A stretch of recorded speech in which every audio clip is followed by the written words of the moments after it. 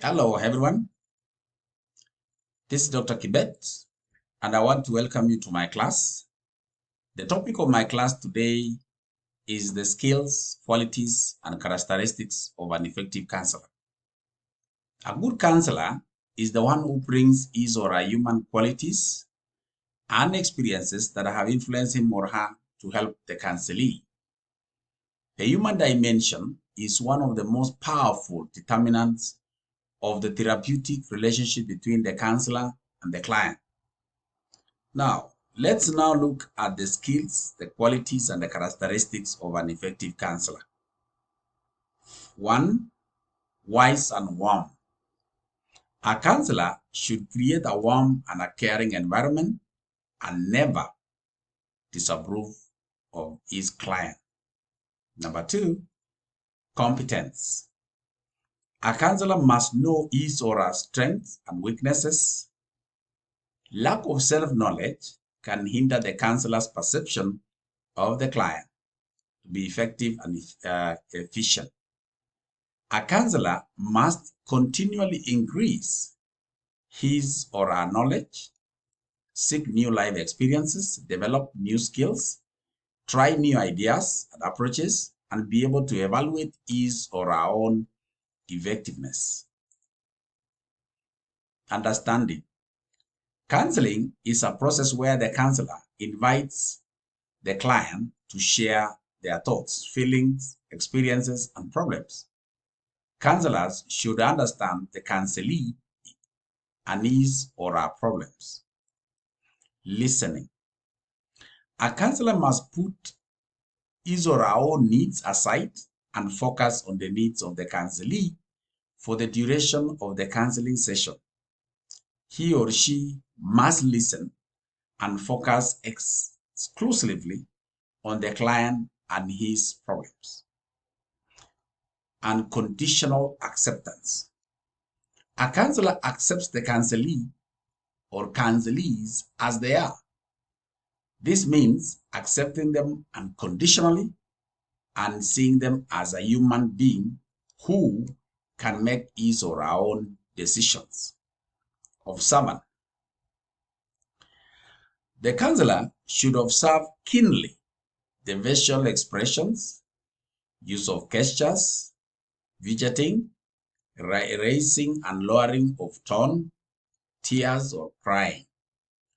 Body language is a very powerful tool of communication and is more often than not used unconsciously. Self-disclosure. Self-disclosure, this actually means that the counselor should accurately present himself or herself to the client. The counselor should not feign his concern for the client. This may also mean sharing one's own experiences that are related to the client's experiences and must be guided by their own willingness to help the client. Immediacy. This means sharing with the client the feelings that the counselor has at the time. For example, the counselor can tell the client that he is not comfortable with the way she is behaving if her behavior is unacceptable. A counselor has the right to cancel a contract if the client has been attracted to him or her sexually. Reflecting feelings. This occurs during active listening. It involves endeavoring to understand a client's story by paraphrasing or restating what he or she has just said. This may be done by a means of a summary or by using different words to state what the counselor thinks the client meant. May also mean reflecting feelings, also helping the clients see themselves from another person's perspective. Empathetic.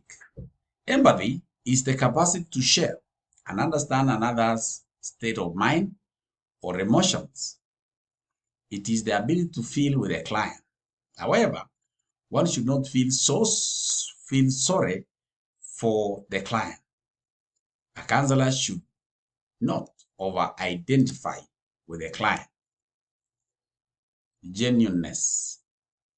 This means that the counselor should be real and authentic, true and deserving to be believed or trusted and dependable. Trustworthy. A counselor should observe confidentiality. This helps the client to open up more and to be able to develop a deeper sense of trust in themselves. A counselor should be reliable and consistent. Patience. A counselor should be patient with a client and not push them to get information. This may include tolerating some ambiguity and letting the counseling situation proceed naturally. Sensitive. Sensitivity includes knowing when, where, and how long to probe a client. It communicates safety and sensibility and is closely related to reflection of feelings and empathy. Probing. Probing is usually done so that a client may be more specific or for them to clarify an issue. A counselor should ask factual questions when seeking some information. Opinion questions are asked to see clients' beliefs, attitudes, and values. Prompts. These are verbal skills that are used to help a client to talk about themselves. They can be in the form of statements, interjections, or questions. And lastly, availability. A counselor should always be available and accessible to the client. He or she should be able to withstand heartbreaking and frightening issues without quick emotional reactions. That marks the end of this class. And the class, we have been talking about the skills, the qualities, and the characteristics of an effective counselor. Thank you and bye-bye.